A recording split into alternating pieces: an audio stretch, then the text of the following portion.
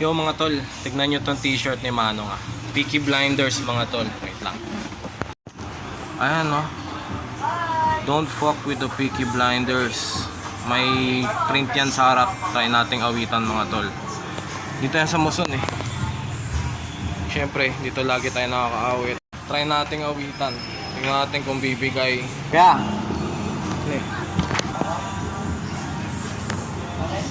Saan mo nabili? Oo.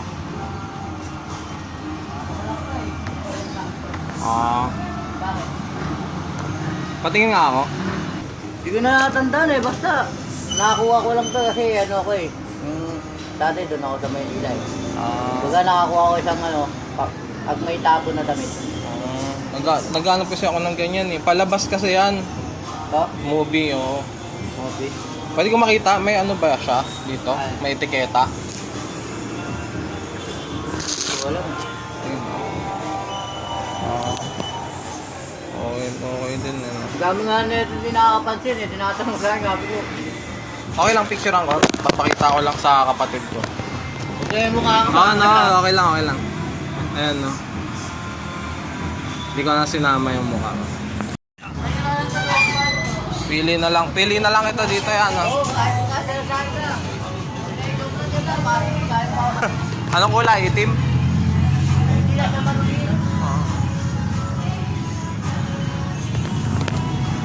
Papalitan na lang daw natin. Wait lang, tingin tayo dito. Magkano yung mga ganito? May itim ba?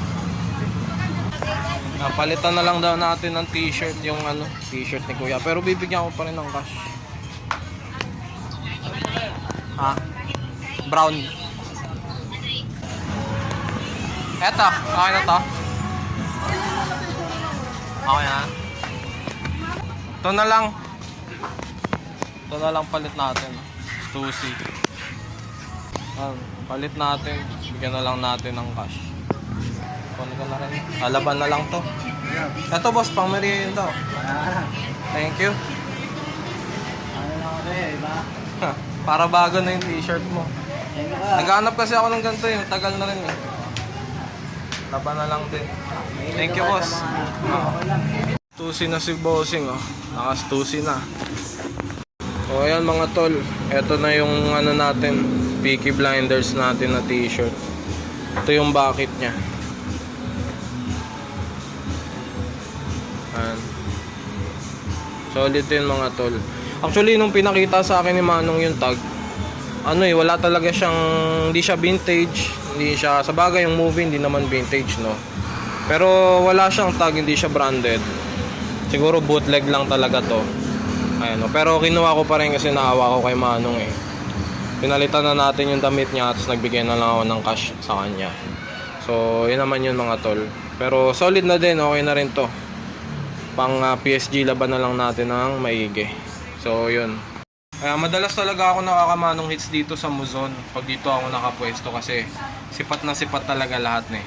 Pero yun, bootleg shirt lang yung nakuha natin, okay lang din. Yung pakiramdam lang naman talaga na nakamanong hits ka, tas napalitan mo yung damit niya at nag-aabot ka pa kahit konti lang. Ayun lang naman talaga yung pakay natin. Pero solid na din ng shirt, PSG condition, laban na lang ng maigi at wala nang kaso yun. Hanggang sa huling Manong Hits mga utol, maraming salamat sa mga pantuloy na nanonood at sumusuporta. No hate lang, much love, peace out.